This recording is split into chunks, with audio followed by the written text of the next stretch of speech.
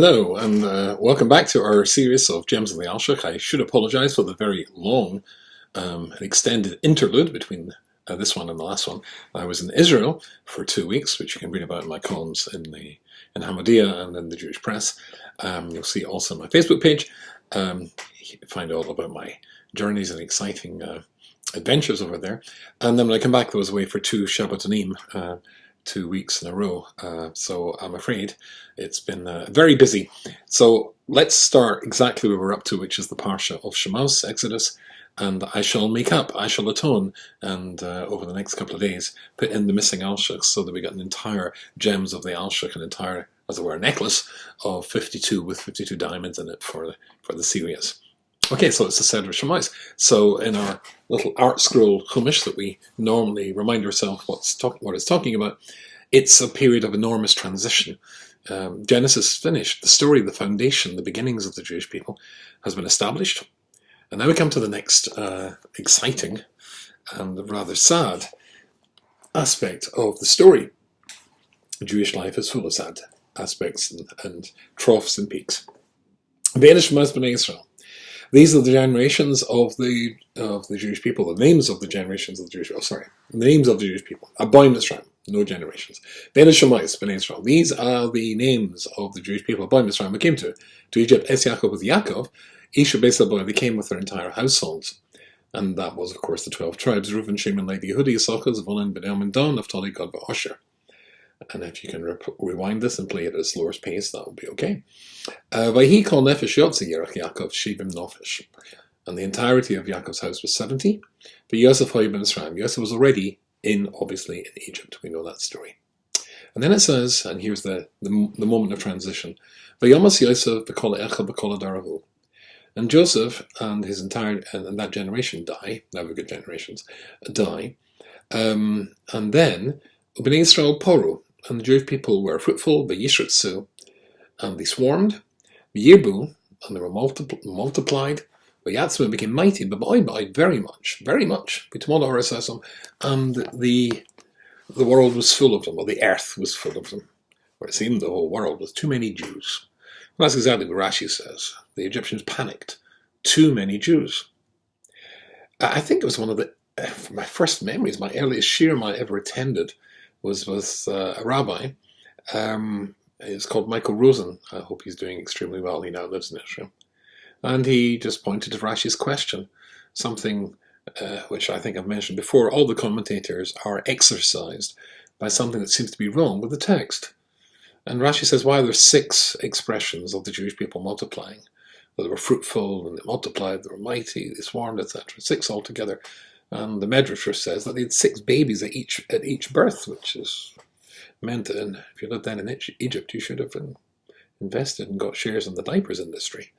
But the reaction was that just too many Jews. But the Alshich here says something which is very interesting, and this is the sadness that I was referring to before. Let's read that again slowly. And it says, O Bnei Yisrael, the Jewish people, poru, were fruitful.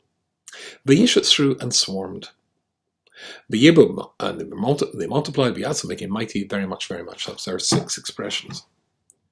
The Alshich is exercised and troubled by the second expression. The Bnei Yisrael poru were fruitful. Just for a second, pause, close your eyes, and say the word to yourself of fruitful, and think what image comes into your mind. I don't know about you, but I think of a peach or a melon, a fruit, an apple, an orange. Do the same exercise again. Close your eyes and think and say the word swarmed. And what picture comes into your mind? And the picture is locusts, flies, this sort of thing. And that's a very negative image. Now here's the general rule. This you can find in the Gemara and Shabbos and Kuf Vov. The Torah is extraordinarily careful when it comes to using terminology. And we're extremely reluctant to use a negative terminology when a positive one's available. Peru, fruitful, is a very positive image, or it conjures a very positive image, but the word swarm, as we said, that's not very nice at all. And all you can think of is creepy crawlies. And the Alshich says that's exactly what was going on. There were 2 types of Jews in Egypt. And don't forget, and again the Alshich says this elsewhere, that Egypt was the prototype of all future exiles. All exiles have their the paradigm are patterned on elements that happened in the Egyptian exile. In other words, everything that happened was going to happen to the Jewish people in the future. That's our time as well, was echoed, or rather echoes, what happened in Egypt. And so, sadly, in Egypt, there were two types of Jews. There were those the ones, as Rashi says, who refused to change their garb, who refused to change their language. They were very obviously Jews.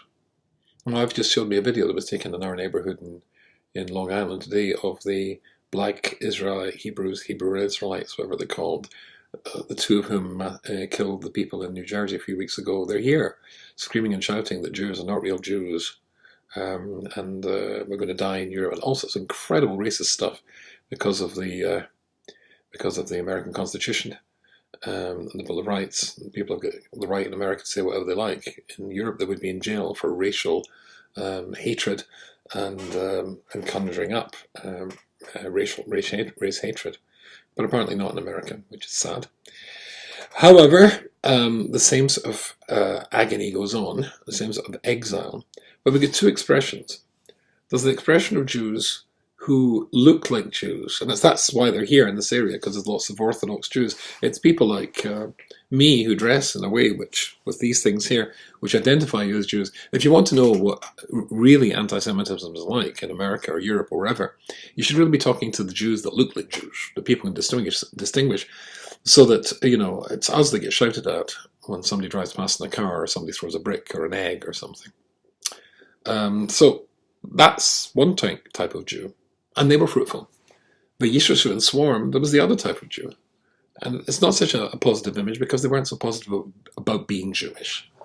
And indeed, eventually when the story comes to an end, and only 1/5 of the entire Jewish people leave Egypt, 4/5, the vast majority decided to remain, wanted to remain, chose to remain. Rashi said they died in the plague of darkness. The Alshich says no. He says they chose to remain. It's something I say in one of my shirim. It's a question of how you define yourself. Maybe we've mentioned this before. Do you find yourself? What's your noun, and what's your adjective? A noun in Hebrew is called a shem davar, the name of a thing. How do you define yourself? I define myself as an American Jew, and before that, or simultaneously, I can actually say, because I have two citizenships, I'm a Scottish Jew. My noun, the thing that I am, is that I'm a Jew.